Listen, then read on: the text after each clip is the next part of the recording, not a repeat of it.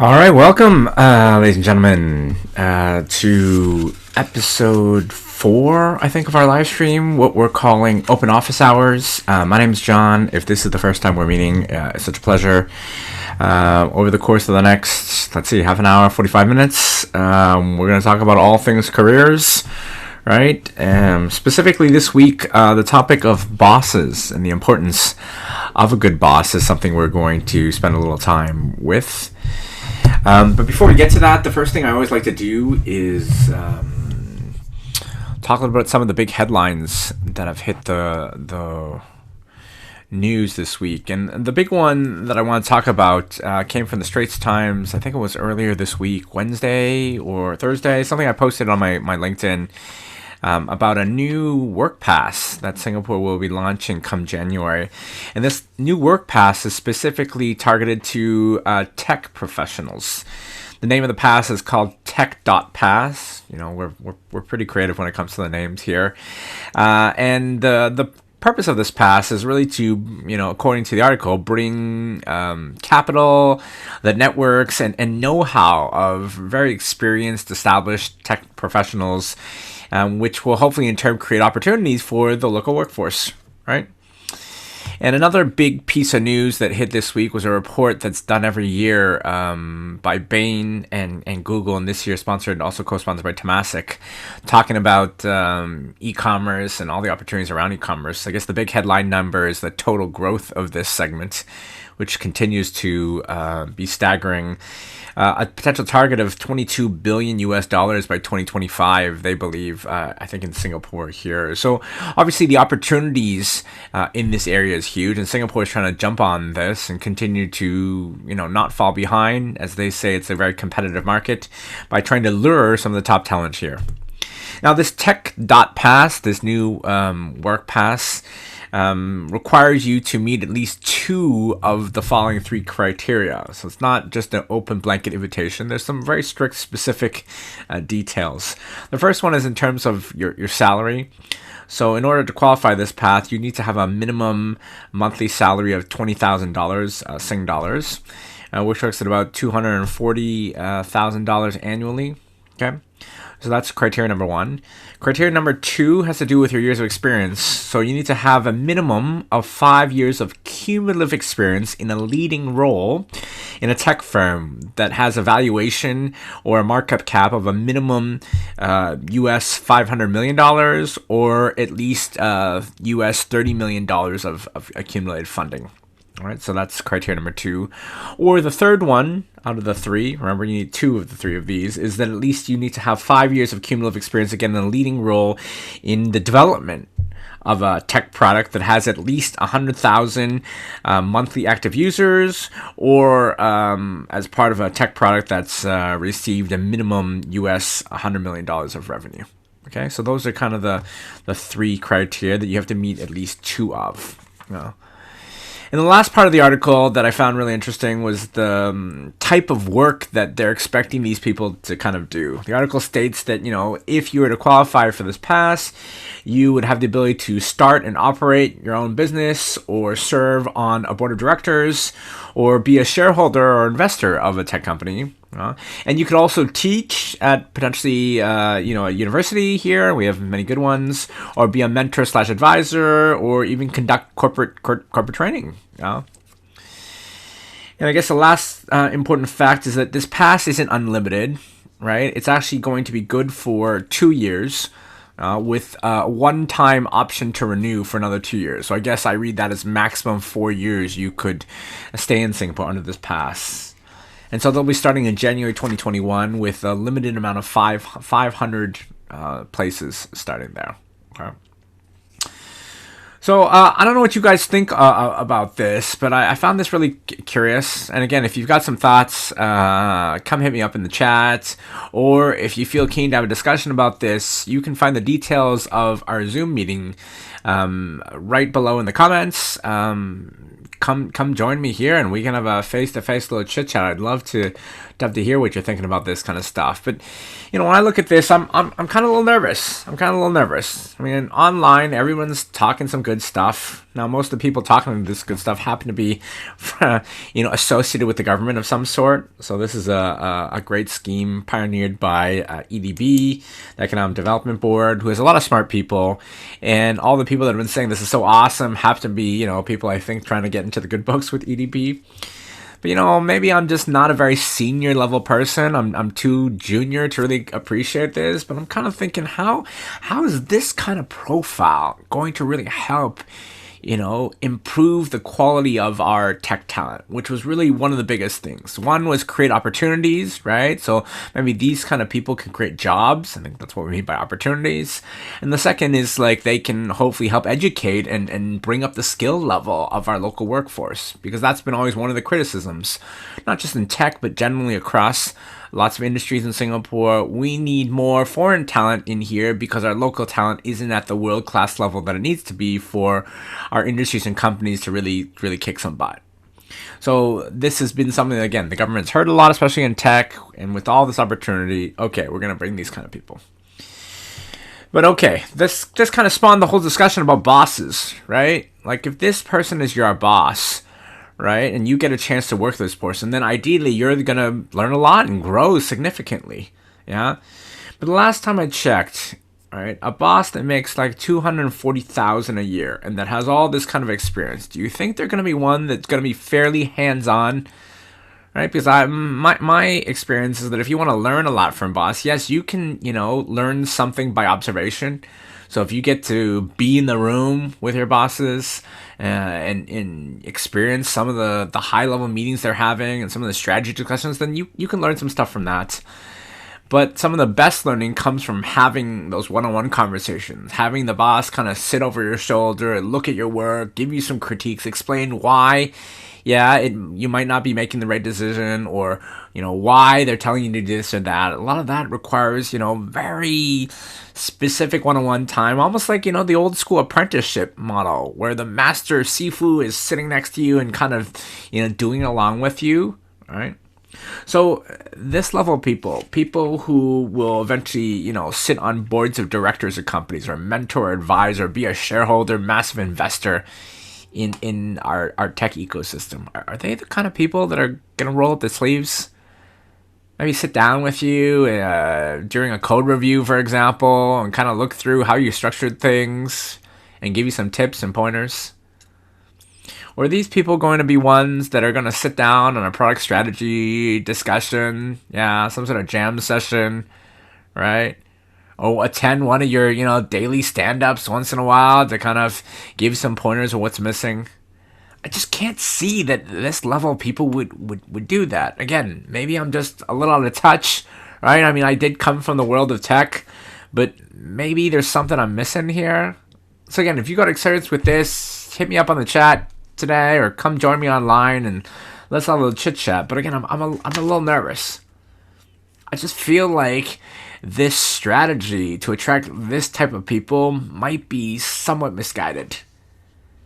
Again, I'd be really curious of what type of analytics EDB, MOM, and the rest of the Singapore government came up with for them to design this scheme with this kind of criteria. All right. And I guess another thing I'm really skeptical about is the people that meet this criteria. Why couldn't they, why couldn't they qualify for one of our normal employment passes? Right? All of a sudden we had to create a separate class of employment pass just for these guys. I mean, based on this criteria, it sounds like they should have easily flown past the normal criteria. So is there something wrong with the normal criteria that, required us to create something so different and so special? It just, again, that to me seems to boggle my mind a little bit, right? At this level salary, with this type of experiences you're expecting, I just couldn't understand why, if you were normally going to apply for an EP for this type of person, that they couldn't make it, because, I mean, to me, that's somehow implied here, right? Now, if you told me this was a scheme to speed up the paperwork, right, then that's a bit different to me. For example, in my native country of Canada, we created some new work visas, for specific classes of highly skilled labor, right? And it's not that those highly skilled laborers couldn't have qualified through the regular process. It's just that regular process takes a long time, minimum 3 months to 6 months to get the approval. So the government said, those kind of people we want, and they probably can't wait that long. So they promised this new separate class that would take at most 3 weeks for you to get a response and ideally get an approval. So to me, that sounds, very specific and sounds smart, right? Highly skilled laborers that are meeting, some of the skills gaps that you need in the local market. Obviously, again, 3 to 6 months. So you're going to create a separate process with separate criteria that's going to fast track you. Okay, I mean, that I think everybody can understand. But that doesn't sound like the case today in this tech.pass that we've got here. This specifically sounded like wooing these types of people. And so let's put the shoe on the other foot for a second, right? Forget about, what we need here. If we were one of these types of people, right? If I was someone that was making $240K a year minimum, and I had 5 years of cumulative experience a minimum in this leading role of a tech firm, or 5 years minimum experience in a leading role in developing, these big time products, yeah. Is this kind of pass gonna get me really excited and make me want to come here, right? I don't know. Again, if Singapore was already on my radar, I'm not sure this would have done anything more or less, right, if I knew about this. But let's say I didn't know about Singapore. Let's say I was not sure. I was thinking, hey, you know what? It's time for me to do something new. I'm tired of working at a leading firm with this kind of criteria. Let's pick like a Google or a Facebook or a Twitter, right? Let's say you're one of these big boys that works for one of these firms. Now all of a sudden you hear this thing. Are you excited to come? You're thinking, oh, now there's a pass here for me, because I heard in the past all my, peers that wanted to come to Singapore were getting rejected all the time because they couldn't get an employment pass. Are you getting more excited to come? Well, again, let's look at this other fact. The fact that it's 2 years plus 2 years. So minimum 4 years. Does that get you excited? Because I guess if you are, at this kind of level, this kind of experience, I kind of feel like coming to a brand new country, rerouting yourself and coming over here, you might want to stay for a little bit longer than 4 years. And 4 years is only if you get extended once, but let's assume you get extended, right? Knowing that in the 4 years, you're done, you got to go back. Does that sound exciting to you? Does that sound like a place where you want to take a risk and say, hey, you know what? 4 years? Sure. That's good enough for me. I don't know. I'll appreciate that tech, things can happen a lot in 4 years. So if you came, and helped out in 4 years, maybe a lot could happen, right?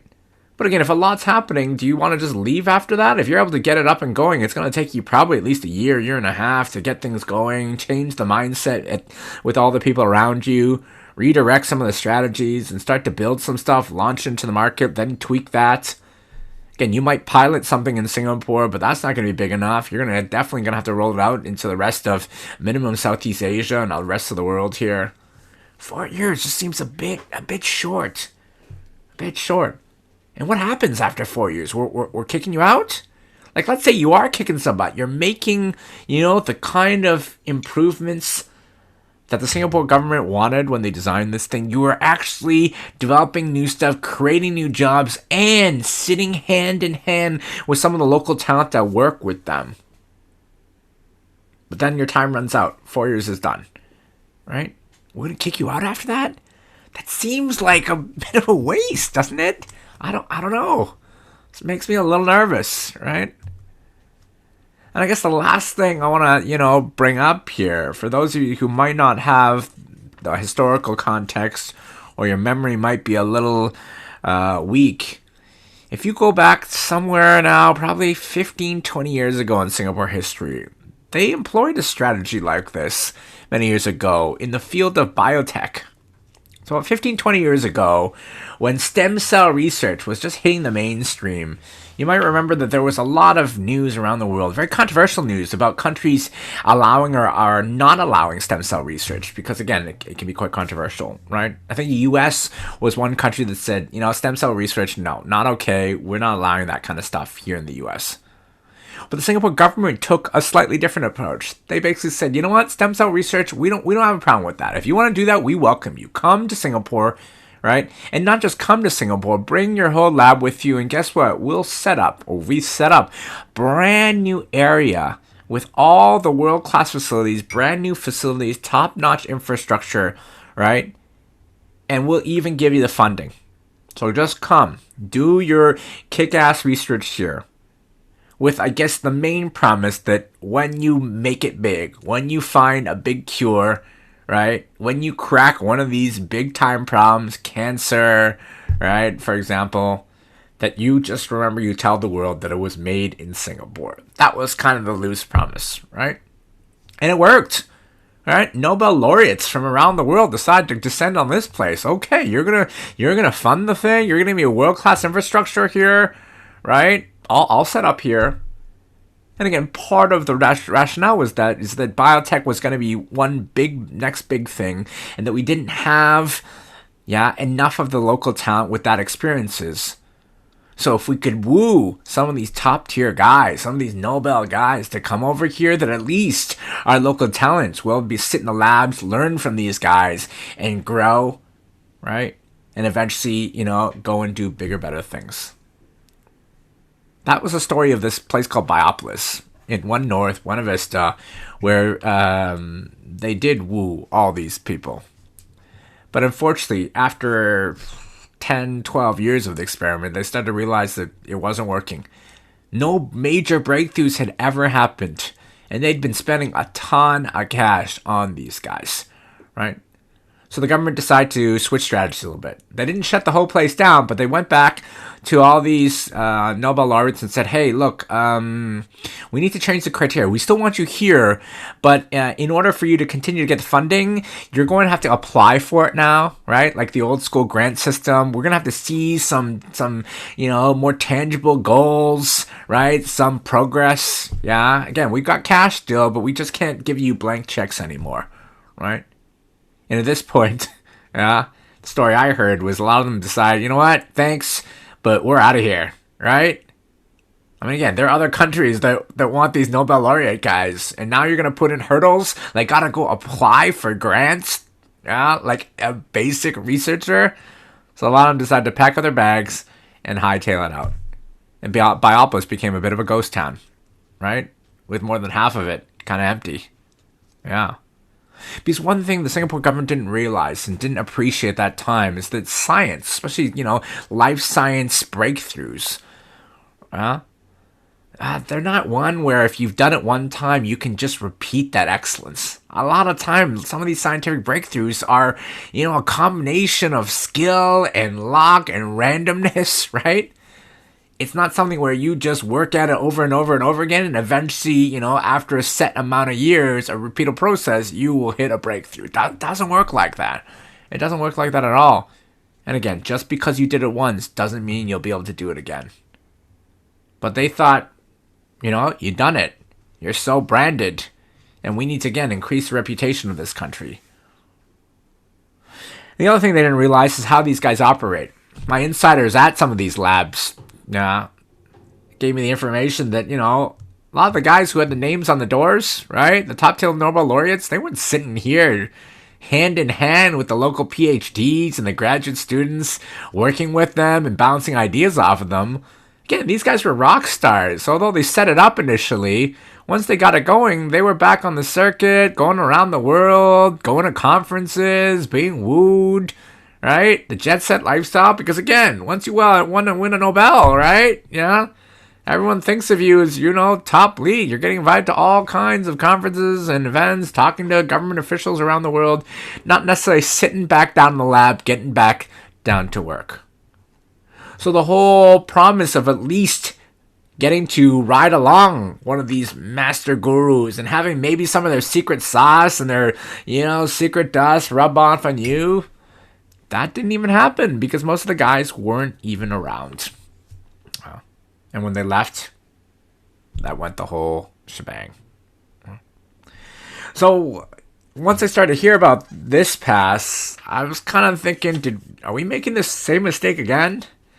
Are we trying to put all our eggs in one basket again and woo some of these top tier guys and thinking that they're going to be able to do something similar? Because again, in Asia, we're a little conservative, right? Brands mean a lot to us.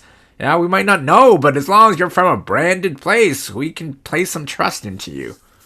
But is that really the case? Hit me up on the chat, or come join me online here in Zoom if you've got a thought about that. I'm just a little bit nervous. So that made me think that maybe this week we should talk a little bit about what makes a good boss. What makes a good boss? It's one of the things I tell all job seekers, especially those that are younger, whether you're coming out of school for the first time, or perhaps you're coming to school, 6-7 years of experience, right, at the master's level. We put a lot of emphasis in the job search on the right role, the right company, the brand even, the growth potential of some of these ideas and the industries that you're trying to serve. But I think one area we don't put enough emphasis on is the specific people that you're going to be working with, especially your immediate boss. Because the saying always goes, nobody leaves a company, right? People leave bosses, yeah?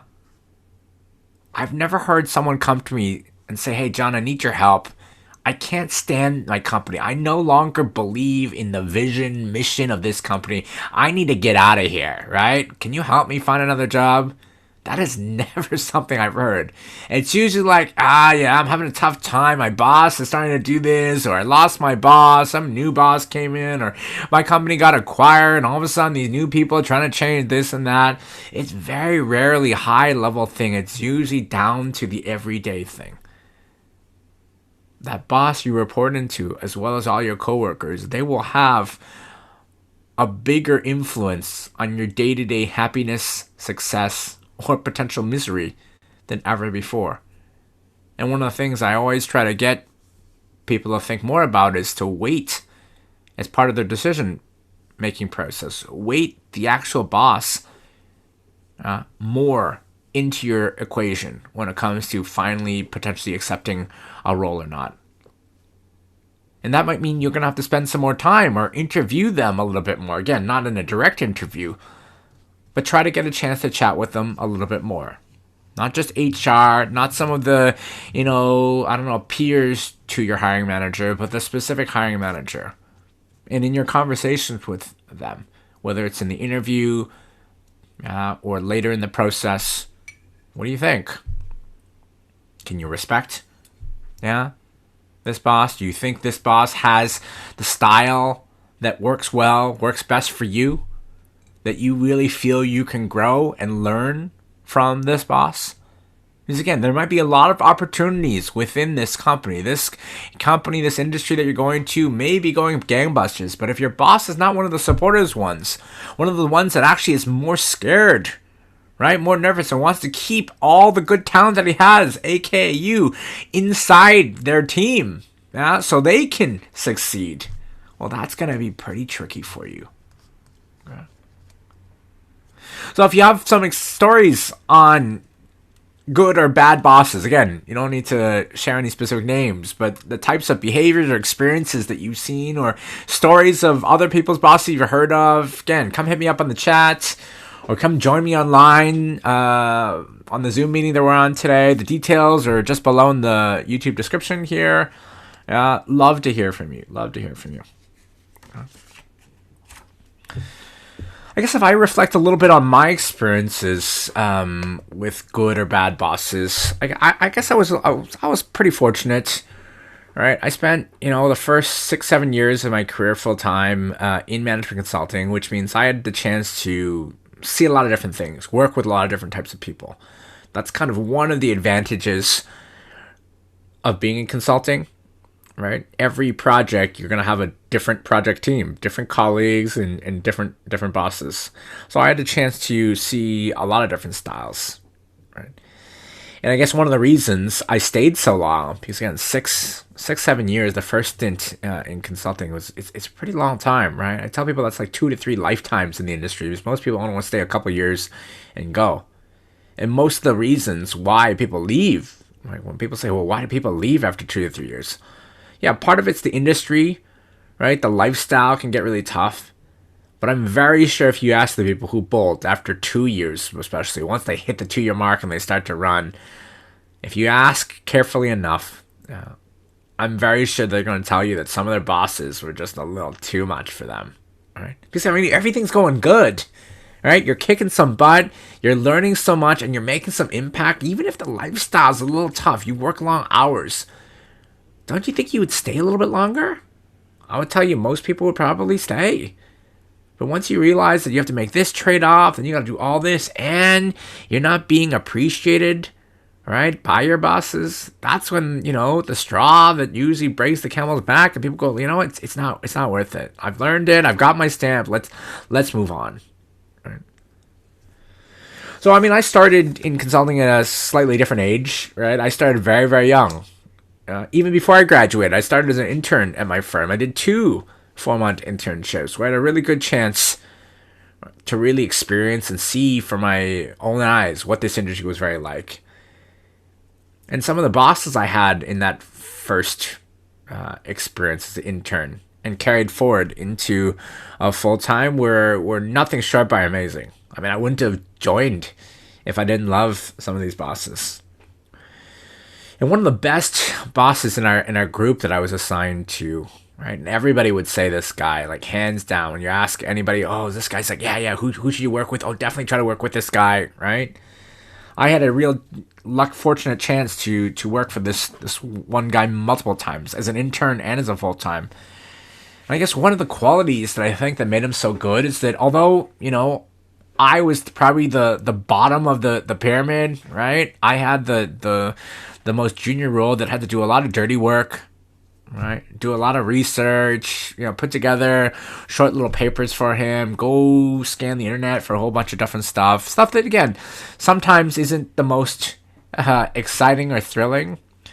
No matter what job he asked me, after I gave him my research, he would always spend a little bit of time with me, usually near the end of the day, right? Yeah. Sit down with me for 10-15 minutes to take a look at a little bit of my work, have a quick little scan, but more importantly, explain to me why he asked me to do this and how this fit in with something else bigger that he was doing. Because again, my part was just one piece of a bigger puzzle that most of the time when you get these requests, you might not always know, right? You're just thinking, oh, okay, here comes another piece of bullshit that I have to do. And you're thinking, okay, well, just do it. I guess that's my job. I'm the young guy, so okay, it's my job to do the bullshit. But once, explained to me why I need to do this and what kind of information he was looking for and how that plugged into something else, that got me really into it. Made me realize that, oh, crap, I can't just do some basic stuff here. Yeah, I better try to up my game next time. And so the next time I got another request, I was able to do a little bit better or a little more holistically, or I start to get a really better sense of the information that was more useful to him and not give him some of the less useful stuff. And everything started to up my game in terms of how I could research things a little bit quicker and, more importantly, produce something much more useful to him. Because I knew it was going up here, and if I could do it really well, maybe some of the stuff that I was doing would even get right in front of the big client or the big bosses or whatever he needed to do. And I was super grateful for that kind of stuff. So I was talking to some of the early days, I remember. Another thing that I remember really clearly, too, is, obviously we have to work a lot of hours in the profession of consulting. Right. Usually the timelines that are given to us are usually very unreasonable, and you never have the resources that you need, so everybody's got to go and do double duty, right? And although most people knew that was kind of part of the job, depending on who your boss was, you would either do that very willingly or a lot of times very grudgingly, right? But with this specific boss, this really kick-ass guy, everybody that worked for him, including me, right, would never have a problem doing more. If you asked me to stay all night, no problem, we do it. We got to work in the weekend, no problem, happy to do it. And to me, that was one of the best signs that you had a really, really good boss, right?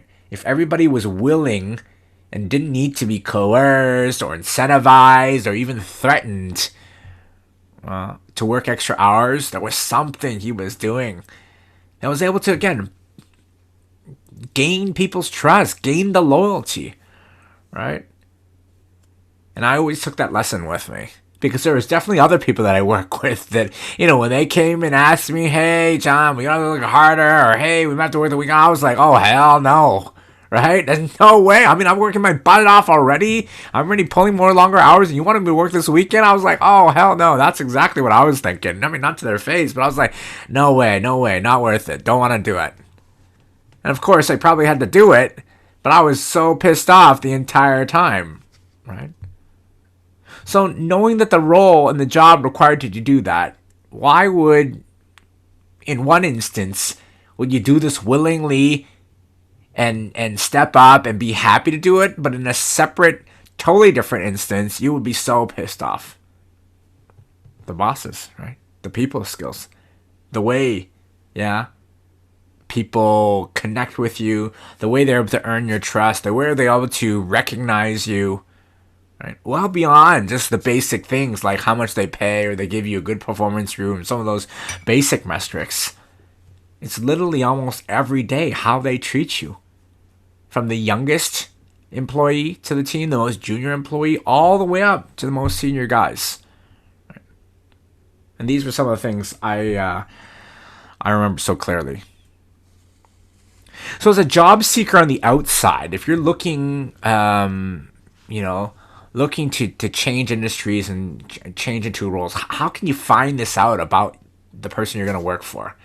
I mean, I appreciate that's going to be pretty hard to do. Even if you're able to sit down with them a few times in the interview process. An hour and a half with them? Will you be able to get enough of a sense of their style, right? To know whether they'd be good or not? Maybe not. Maybe not, right? So obviously you got to go beyond. The hour and a half, I would say, is like the minimum time. But you should be going beyond. You should be getting context in the inside to tell you, hey, what have you heard about this hiring manager? Right? If you're anything good, if you're anything bad, right away that basic question will give you some data that's going to help you. Because if you start with the extremes, if you're insiders who don't necessarily work really closely to this team, if they've heard of your boss, that's one key thing. Now the question is, what have they heard? Something great or something bad? And that's usually how it works, right? By extremes. If your boss is just kind of okay, right? I'm guessing your insiders, if they don't work directly for these people, probably won't know of them. So that already tells you something. But if they have heard of them, is it positive or is it negative? And again, if there's any sense of the negative, then I'd be a little concerned.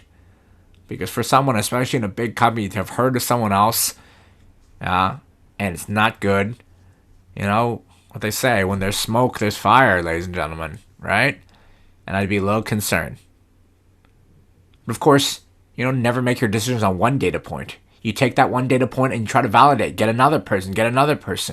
And if you've gotten enough data points, right, 3, 4 different people you've asked, and they've all heard of this hiring manager, and they all start to triangulate towards the same kind of stuff, then I would tell you, now you're making a smarter, and what I like to think, more informed decision. Otherwise, it's a big X factor. It's a big X factor. And I don't care how much money these guys are willing to pay you and what your role may be. If you walk into this role and your boss is not what you're expecting in a negative way, it won't be worth it. It definitely won't be worth it. Okay. So if you're with us today on the live stream, hit me up on the chat. Send a quick little hello message. Or if you want to come join me online and have a little chit chat, right? The Zoom meeting details are in the description below. Just join that. Come online, right? We don't have to talk specifically about bosses. I'm open to talk about all kinds of stuff, right? Just to give me a little bit of theme, though, so I can go on my little rants. That was the topic of today. But if you've got any kind of career-related question, right, come hit me up on the chat, or on the live stream, and I'm happy to talk to you.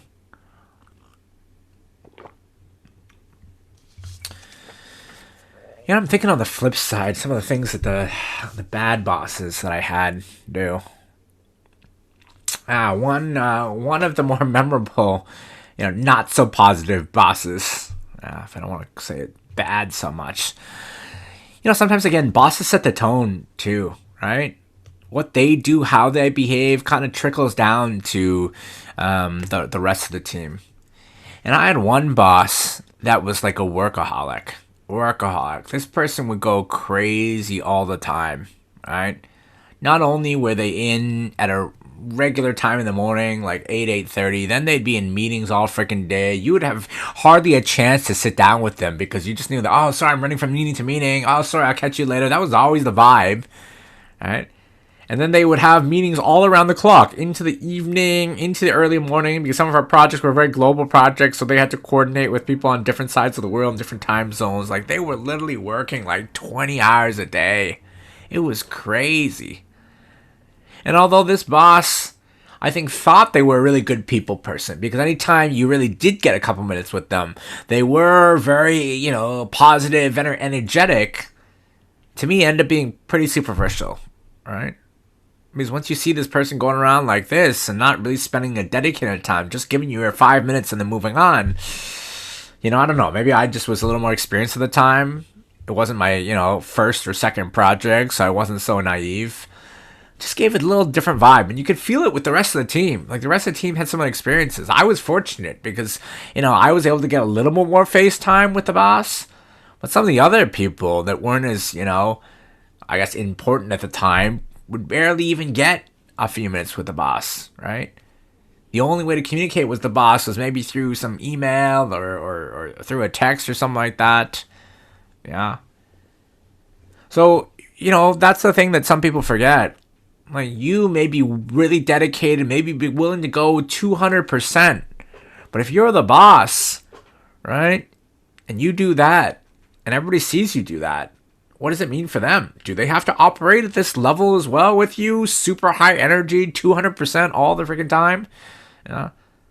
Because I think that's what people start to see. They go, okay, well, if the boss is like this, and I gotta do this, and I gotta try to match them. And again, that's just not sustainable, right? I don't know how that boss sustained it, to be really honest, right? Going around, working those hours. Yeah. And I don't even know, I didn't get to know the boss too well. I don't know what they were doing outside of work, but I can't imagine they had much time to do anything outside of work, right? So someone who's not work hard, play hard, just work hard and work harder, especially at the boss level, starts to create this whole little weird dynamic within the rest of the team. And I found that was a little challenging as well.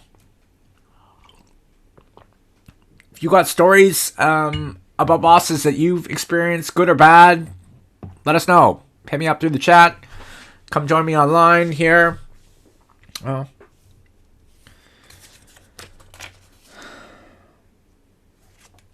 So on top of the bosses, another thing that I think is really important, right? You definitely need to size up your boss.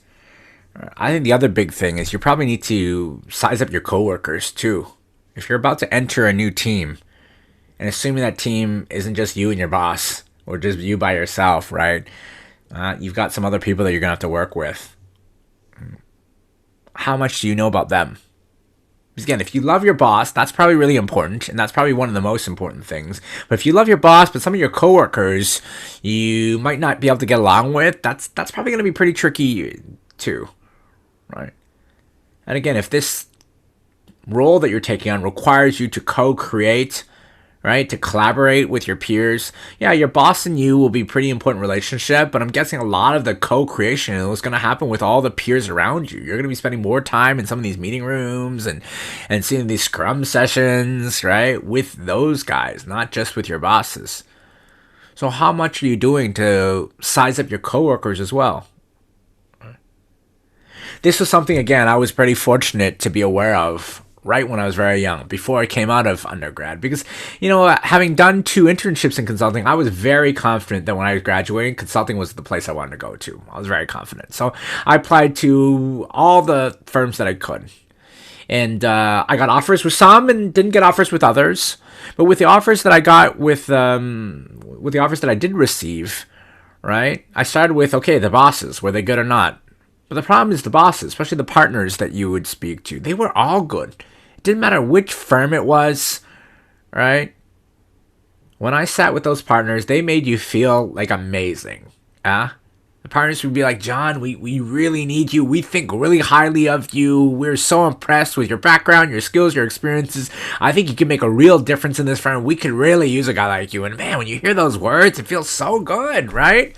It's always great to feel wanted and needed. And I was really impressed. Right? Didn't matter what was the name on the door, the name of your firm. When you meet those guys, I was really impressed. But again, I was fortunate enough to realize that actually, yeah, at top tier consulting firms, right? When you're a partner, this is a skill set you need to have. The ability to make others feel good about themselves, right? Especially on the recruiting front, is like a prerequisite. To be able to schmooze and be so polished is a prerequisite to be a partner. So as much as I was kind of mesmerized in the moment, I was, smart enough, thankfully, that as soon as I left that meeting to kind of come back down to earth and go, okay, that was great, but that's kind of expected. Don't get fooled by the partners, because again, that's what they're supposed to do, right? So the smartest thing I did was with the guys that gave me offers, right? After they extended the offer, I asked all of them, could I spend some more time with some of your young guys, especially the people at my level, right? Some of the analysts, or maybe even the consultant level. Could I come to your office, perhaps, have lunch with them and just have a casual conversation or chit chat? Because I'd love to get to know, the firm a bit better and your people a bit better, right? I asked all the firms that I had offers whether I could do that, and they were quite receptive with that. Again, when they're putting out an offer to you, that means they want you, right? They want you to say yes. They don't want you to say no. So these kind of requests are actually pretty easy to handle, right? And none of them said, "Oh no, sorry, our other guys are busy." Said, "Yeah, okay, give me a day to line it up, and maybe come by the office sometime next week for lunch." I said, "Yeah, happy to do that," and they arranged that. A couple guys met me for lunch, just in their pantry or whatever, nothing fancy, right? Yeah, and I just had a chance to kind of socialize with these guys. And once I got to socialize with these guys, the guys that would be at my level, I saw a totally different picture, right? Again, having been in the industry before as an intern really helped me. But I think you could have easily figured this out. I mean, in consulting, in our line of work, everything's team-based. You never do anything by yourself. So everything's team-based. Having a solid team is so important. And if you remember what teams would like in university, either at undergrad or even at a master's level, right? Sometimes, some of your team members, especially if you don't get to pick those teams, yeah, they might have been tough to work with. You got some free riders, some guys that totally don't show up, or times guys who always, make it really difficult to work with you. I remember all those times. I was like, there's no way I wanted that to happen again once I entered the real world. There is no way I was going to go pick up the slack for any of my slacker teammates. And that's why it was so important for me to meet some of the younger guys, because I knew those are the guys, not just the partners, but those would be the guys that would probably make or break my daily happiness. And again, once you start to meet these guys, even over half an hour, 45-minute chit chat over lunch, you get a little better sense, get more data, and then it was pretty clear. Some of these firms who, were willing to pay me even a lot more, right, and had great partners. Once I got down to the analyst ranks, I was like, yo, okay, this, I don't know, this doesn't look like a place for me. And so when I graduated, I went back to my old firm. That was a no-brainer, right? For me, although they didn't pay as much, there was no risk of the types of people, because I knew exactly the type of people I'd be working with. I'd worked with some of them before. I'd met some of the rest of the guys in socials after that, right? And not to say everybody at my old firm was awesome. It's just that I knew who were the really good ones, and I already had a good sense of who are the ones that might be a bit of a disaster. And I just felt like if I were to go into this firm, I'd have this intel and I'd be able to figure out how to navigate maybe some of these landmines. But if I were to walk into a firm that I didn't really know before and only met some through the interview process, all right, I was almost walking into these, minefields with a blindfold, and there'd probably be a couple times where I'm gonna get my toe blown off as I get, randomly assigned to some groups. I mean, there's an upside that it's gonna be good too, maybe, right? And maybe I'll get a chance to work with some of these partners. But certainly in a consulting landscape, the partners, they're not around all the time. They'll show up at the beginning a little bit, maybe to do a little review in the middle, and of course at the end, but they're not sitting every day with you in the rooms, sitting over your shoulder, looking at your work and giving you some critique or supporting you and all that kind of good stuff. If you're lucky, they're showing up every Friday and buying you drinks, maybe, right? Yeah, but that's, probably the extent of that stuff. It's the people, again, closer to your level that you're going to work with day in and day out.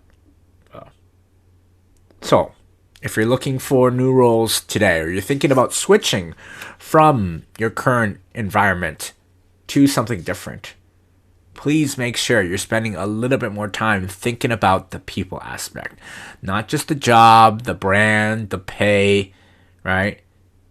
It's the people day to day that will definitely have the highest influence on your future growth, or your daily happiness and your success, as well as your potential misery.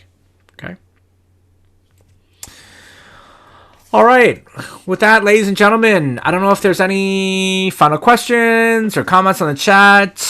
If you're there, hit me up here. Yeah. Or if you want to come talk to me live, the details of the Zoom meeting is in the YouTube description, so don't be afraid, right?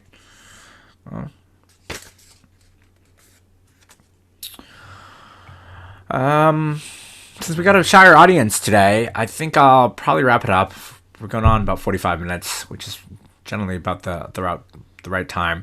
But if you have any thoughts about future topics that you're keen to have me talk about, or things that you want me to address, again, if you got something personal, happy to come online. We can talk about this. But if you just want to sit there and you're happy to listen to me, send me a note, whether it's through the chat here or find me online through our Facebook page or my LinkedIn, anywhere. I mean, again, I don't hide. It's pretty easy to track me down. If you found this, that means you must know me in some way, right? Send me a note. Now let me know. Hey, on the next live stream, could you cover this one, or you could do this kind of stuff? Yeah. Because obviously I'm doing all this kind of stuff for you. I mean, for me, it's a chance to kind of practice talking to myself a little bit and getting used to this whole, live stream tech and all this kind of new media stuff. But the most important is that I'm saying some stuff that's going to be useful for you. So let me know. Okay. Until then, hope you have a good week and a safe week. Every Sunday, 9 p.m. here in Singapore time. We'll try to do this until the end of the year, right? We'll try to keep this going and hopefully roll it into the new year. See you guys then. All right. Cheers.